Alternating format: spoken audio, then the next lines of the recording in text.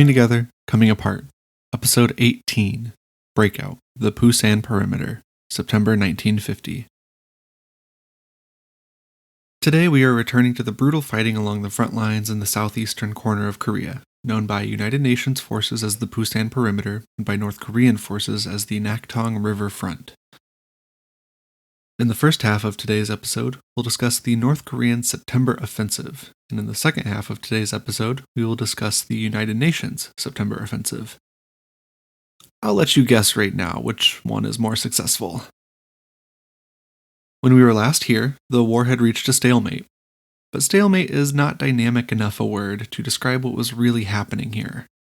This was still a mobile war, with each side moving individual units around and across the front rapidly to attack, counterattack, and shore up weakened defensive zones. Maybe a tense equilibrium is more accurate, for the time being.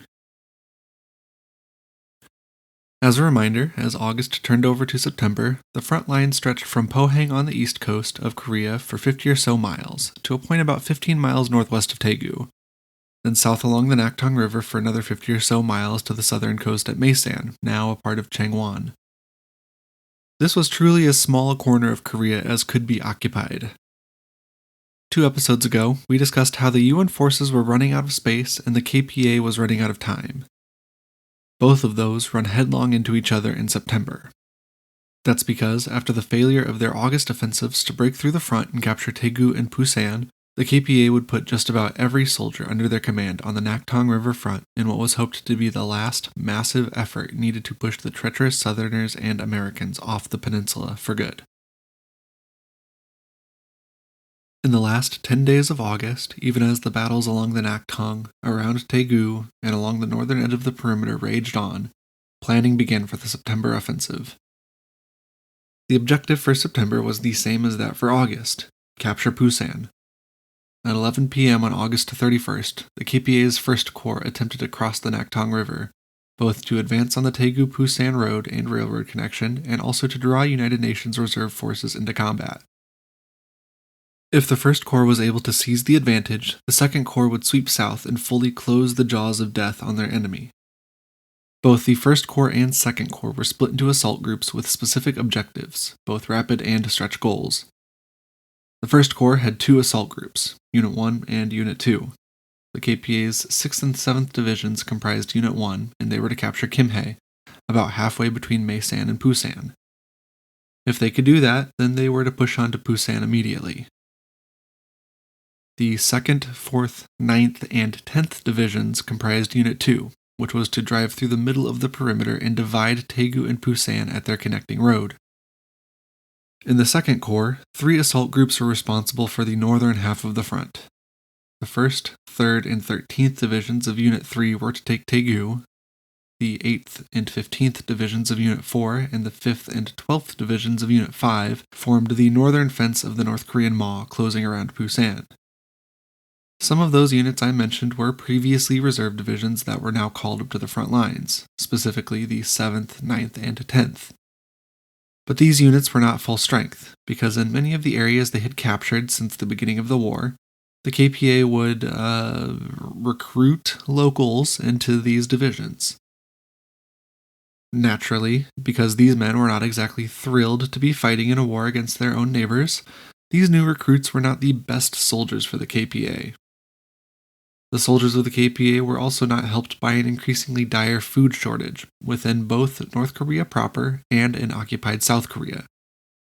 This was somewhat ameliorated by the KPA by drafting South Koreans that could not fight to carry supplies and relay teams between towns down to the front, but it was not enough to fully make up for the shortage. That relay system was a necessary solution to the constant bombardments on occupied areas by the U.S. Air Force, which we'll talk about more in a future episode. But for now, know that while the U.S. Air Force does not have total superiority in the skies above Korea, it is able to stretch out from its bases in Japan and wreak massive devastation upon the Korean landscape and anyone or anything trying to move outside of the Pusan perimeter. On September 2nd, Attack Unit 3 began advancing towards Daegu. Just a few hours before the attack commenced, though, a most fortunate thing happened.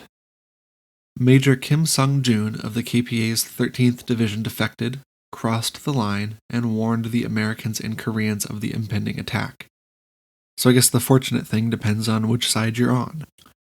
There was enough time between Kim's defection and his given time of attack to warn UN forces across the perimeter of the attack, with all units warned so as to mitigate the obvious risk that Kim's message was a ploy to lure the UN command into strengthening one section of front at the cost of weakening another. The American 1st Cavalry Division launched a previously planned attack that morning, spoiling the evening attack planned by the KPA. That attack failed, though, as the objective ridge was too narrow to allow for a meaningful movement of troops. The 1st Division was then forced back towards Taegu by the KPA's counterattack, with entire regiments nearly surrounded. Those regiments were only saved by immediate withdrawal on the night of the 6th, made difficult by both harassing fire from the KPA and by a massive rainstorm. Heavy fighting continued around Taegu, often through attacks and counterattacks focused on single hilltops like Hill 314, north of the city. This hill repeatedly changed hands before it was captured fully by the Americans on September 12th. The KPA's attack on Taegu was finally defeated after 12 days of intense, close-in combat on the 14th, not in the least due to the arrival of 14 battalions of South Korean police as a final bulwark against the KPA's advance. At its greatest extent, the KPA was only about 6 miles outside the center of Taegu. That's the closest the Korea People's Army would get to capturing the linchpin of the Pusan Perimeter. Down along the Naktong Bulge between Taegu and Maesan, near Changyan and Yongsan by the bend in the river, the KPA's 2nd, 9th, and 10th Divisions successfully crossed the Naktong on August 31st. They captured several easily defensible hilltops by the end of September 1st, but would curiously remain there until September 15th, waiting for the capture of Taegu. This failure to seize the advantage in the Naktong Bulge is a serious error on the part of the KPA's commanders. This is mostly because the divisional leadership had been ordered to wait until Taegu fell to advance, but as we know, the situation around Taegu was not advancing as rapidly as KPA leadership had hoped. This area would remain an ulcer on the line for UN forces, though, because there was a constant threat that the KPA would push deeper into the wound and cut off Taegu from Pusan. This ulcer was harmful to both sides, as the KPA's 2nd Division reportedly had 3,800 killed or wounded in the battles of that first week of September, and the US Army's 2nd Division lost a third of its combat strength. This is broadly representative of the brutal fighting experienced by the men of both sides along the perimeter. It was often based around the objectives of capturing a specific hilltop or making it through a single pass or holding a river crossing at nearly any cost. The KPA would often successfully get groups of soldiers behind UN lines, even up to the size of a company, about 100 soldiers. This was most successful around Maesan along the southern coast. During the first week of September, 2,000 KPA infiltrators were captured and either executed or otherwise killed in and around Maesan, according to records of the US 25th Division. Those infiltrations were designed to disrupt the behind-the-front activities of the 25th Division and were somewhat successful but ultimately failed, not because they themselves did not work out, but because the KPA soldiers along the front, the 6th and 7th Divisions, had to pull back after concerted counterattacks from American units on the front line. Along the northern edge of the perimeter, the Korea People's Army concentrated their attack on 2 cities held by the Republic of Korea Army, Inchon and Pohang. Both were important cities for the KPA and the ROKA, but they were important for different reasons. Inchon is located about halfway between Taegu and Gyeongju, which was an important crossroads and headquarters city about 10 or 12 miles south of the front, between Inchon and Pohang. Capturing Inchon would cut the main road behind the ROKA line that connected Taegu and the coast and allowed the ROKA to quickly move forces from east to west and vice versa. From Inchon, then, the KPA could easily drive directly into Gyeongju or Taegu. It also marked the rough boundary between the 2 corps of the ROKA, and putting a wedge between those corps would be a big morale boost for the KPA and a morale anchor for the ROKA. Like everywhere else on the front, the KPA's 8th and 15th Divisions moved towards Inchon on September 2nd and captured the city on September 6th. This was done under the command of Cho Kwang-yeol, who had replaced Park Sung-chul as commander of the 15th Division just a day before due to a lack of progress in the Inchon operation 3 days into the operation. This shows how desperate the KPA was getting in regards to the lack of success in the last month compared to the previous month and a half of rapid progress. But again, even with the new success at Yangchon, the KPA could not capitalize on their success in specific areas of the front because they wanted the front to collapse in on Pusan altogether. The ROKA was able to stabilize this Yangchon salient within 3 days, and on the 10th, mount a counterattack supported by American aircraft and artillery to capture Yangchon by the 12th. In the end, Yangchon was only held by the KPA for a week, but that week exacerbated the sense of crisis felt in Daegu, Pusan, Tokyo, and Washington, and was evidence that the KPA was a very difficult opponent indeed. Over on the coast, again during that first week of September, the KPA's 5th Division captured Pohang and the 12th Division captured Angang, threatening Gyeongju from the north-northeast. Notably, the KPA could not capture Yonggil Airfield, just south of Pohang, although a regiment of the KPA made an excellent move behind the frontline ROKA units and just 5 miles away from the airfield. The airfield was well within the defensive umbrella of the US Navy in the Sea of Japan, keeping it out of the hands of the KPA. Again, success in this sector came at a high cost for the KPA, with every town and outpost captured paid for in blood and bone that was increasingly more difficult to replace.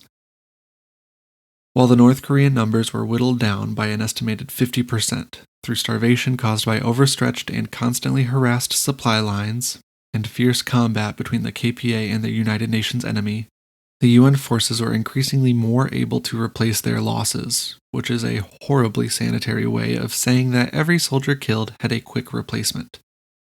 They were increasingly filling the pocket within the Pusan perimeter of supplies, equipment, soldiers, and vehicles.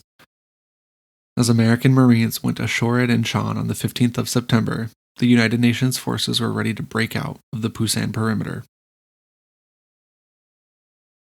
At the end of August, Great Britain entered the war as the first non-American, non-Korean combatant, sending 2 infantry battalions from Hong Kong to Pusan. This new international presence was part of the UN effort to build up the concentration of forces within the Pusan perimeter. These 2 battalions joined their new colleagues in Pusan on the 29th of August and would remain there in a supporting role until transferred to the front in response to the KPA's September offensive.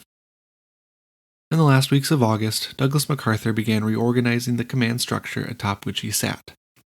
First, alongside the Marines of 10th Corps, 2 new corps, the 1st and 9th, were created. Like the 10th, these corps are numbered with Roman numerals, so the 1st Corps will, from here on out, be I Corps. 9th Corps will stay 9th Corps because IX Corps just doesn't sound as good. And on that topic briefly, I'm walking back what I said last week about the 10th Corps. After listener James pointed it out on Twitter, I'm switching from 10th Corps to X Corps, because in James's words, X Corps just sounds cool. So thank you, James, and you're right, it does sound cool. And that gives MacArthur I Corps, 9th Corps, and X Corps. With each of those corps now part of the 8th Army, and X Corps with a direct line to MacArthur through its commander, Ned Almond, MacArthur also completed an agreement with Syngman Rhee to place the Republic of Korea Army under his command. Korean commanders were still in charge, but this simplified the chain of command and allowed MacArthur to more easily command the entire front line. Back in Japan, the new Japan Logistical Command took responsibility for, well, the logistics of the UN command in Japan from the 8th Army, placing more control in MacArthur's hands. At the same time, the government of the Republic of Korea relocated from Daegu to Pusan, the furthest from Seoul they could go without fleeing to Japan. The situation for them was not entirely dire, though. After the early panic, the resolve of the more vital cabinet ministers, like Defense Minister Shin Sung-mo and Home Minister Cho Byung-ok, helped keep morale decently high in the ROK Army and police force. That, when considered with the fierce fighting undertaken by the units of the ROKA, definitely show that the South Koreans at pretty much every level by this point were not content to lose this war so easily, at least now that they were backed up by the Americans. Whether or not you agree with the divided status of the peninsula and the 2 Koreas, it is undeniable that the 5 years before the war had, at this point, seemingly permanently cleaved the peninsula in two. On September 6th, even as battles raged along the entirety of the perimeter, UN Command, specifically the 8th Army, began planning a massive counterattack to take advantage of the expected confused response of the KPA to the Inchon landings. On September 16th, 24 hours after the first Marines were to go ashore in Wolmi-Do, the American I Corps would begin pushing against the KPA forces along the Seoul-Pusan road. I Corps was the main attack group for this operation, and linking up with X Corps in Suwon was its main objective. The 1st Cavalry, 24th Infantry, and ROKA 1st Divisions would take part in the main thrust of the attack, alongside the 5th Regimental Combat Team. Each of the UN divisions along the perimeter would, as planned, press against the KPA units opposite their positions, with the ROKA 1st Corps pushing up the coastal road, the 2nd Corps driving up the eastern mountain spine towards Wonju in the center of the country, and the US 2nd and 25th Divisions pushing west before turning north, trapping the KPA between I Corps, X Corps, and their southern advance. If everything went well, the soldiers of I Corps and X Corps would be shaking hands in Suwon before you could even say Mr. MacArthur's Summer Funtime Beach Bash. When the attack began at 9 a.m. on the 16th, rain fell in sheets on Taegu. The KPA was reeling from the shock of Inchon, and the UN forces were prepared to take advantage of that shock. Partially because they were without air support due to the limited visibility caused by the weather, and partially because of just suicidal KPA defenders, the first days of the offensive were slow to progress, and were vicious in the levels of fighting. Again, the KPA defenders were fighting to the death and not retreating, exacting a high cost on the attackers. Specifically, there were issues crossing the rivers around Taegu, the Naktong and its tributaries. Organization of and communication with the engineer battalions was not always the best, leading to problems where temporary bridges would not be built where needed. In one instance, this delayed the Naktong crossing of an attacking American regiment because they could not easily cross a smaller tributary as planned prior to the night of the Naktong crossing. When they finally reached the Naktong and boarded their assault boats in the morning fog, bullets and mortars rained down on them. Only after the midday sun burned off the fog, allowing American aircraft to burn off the North Koreans, did the attackers successfully capture sizable landing zones and overlooking hills on the far bank. But the cost was even higher for the defenders, and after early setbacks for nearly every operation, American air power overwhelmed the defenders. Holes all across the perimeter began to open up, then grow wider, then collapse completely by the 22nd. The Pusan perimeter was broken, and much to Kim Il-sung's chagrin, it was the imperialist Americans and their South Korean puppets who had broken it. With I Corps' hole punched through the center of the perimeter northwest of Taegu, the entirety of the KPA's Naktong riverfront collapsed. Communications between headquarters and smaller units was patchy, if it existed at all. Transportation was scarce, with many trucks destroyed or inoperable through lack of parts for maintenance. Food was uncommon, with shortages rampant in the occupied zones and supply lines thin. Continuous air attack in the sheer distance from North Korea had stretched KPA supply lines to the limit, and now, with stress from the west, the southeast, and the skies, they snapped one by one. KPA commanders were faced with a choice: retreat back across the 38th parallel, or face certain death at the hands of the United Nations. Understandably, many chose to retreat. Those that did not were sometimes shot by their subordinates out of desperation or were, luckily for their soldiers, killed in combat trying to inspire their men to a passionate defense. The retreat of the KPA from the Naktong River quickly devolved into chaos and confusion after I Corps' breakthrough. It was almost like a bubble had popped with that one hole, but instead of collapsing in on itself, it exploded outwards to consume that which had pressured it in the first place. It took months of heavy fighting and a week of dogged advance, but the UN forces in Korea had rescued themselves from disaster. All across the perimeter, near Maesan, on the Bulge, around Taegu, and around Yongchon and Pohang, American, British, and South Korean soldiers were on the march again. That week of stiff opposition along the Naktong riverfront shows that KPA leadership did not fully accept the success of the Inchon operation.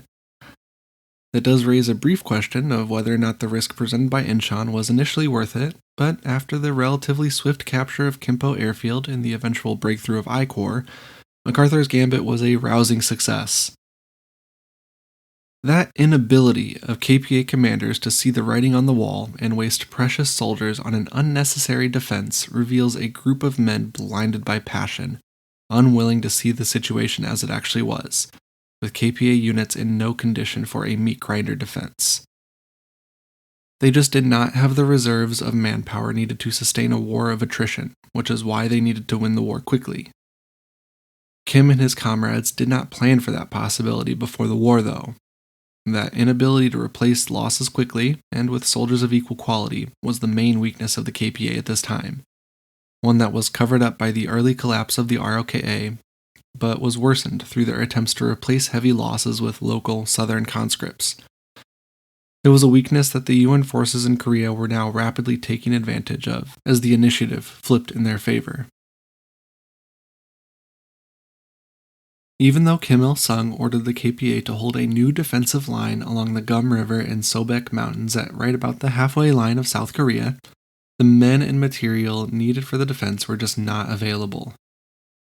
Even if the supplies could be managed, once the soldiers of the KPA started retreating and the soldiers of I Corps started chasing, there were few opportunities for the KPA to turn and take a stand. Especially after the 21st, when the men along the Naktong riverfront received news of Inchon, they lost the will to fight as hard as they had been. Demoralized, they began the long march back to the 38th parallel. On September 22nd, General Walton Walker gave the entire 8th Army the order to pursue the KPA back to their side of the border. That same day, 9th Corps officially became operational, taking control of the southwest corner of the perimeter and much of the southern zone of the Breakout, led by the U.S. 2nd and 25th Divisions. Now, I could spend a couple minutes talking about the various advances across the Korean Peninsula, with 9th Corps advancing westward, I Corps advancing northwestward, and the ROKA's 1st and 2nd Corps advancing north, but frankly, it's all just kind of the opposite of what the KPA was doing a month or two prior. While the KPA took a month and a half to advance to the perimeter, though, I Corps took just 5 days to reach Osan behind the efforts of the lead unit, Task Force Lynch, so named for its commanding officer, Lieutenant Colonel James Lynch. The KPA collapse was so complete that, after a day of hesitantly inspecting abandoned KPA equipment for traps or tricks, Task Force Lynch soon was racing at full speed up the Seoul-Pusan road. In Chonan, one particularly comical moment occurred.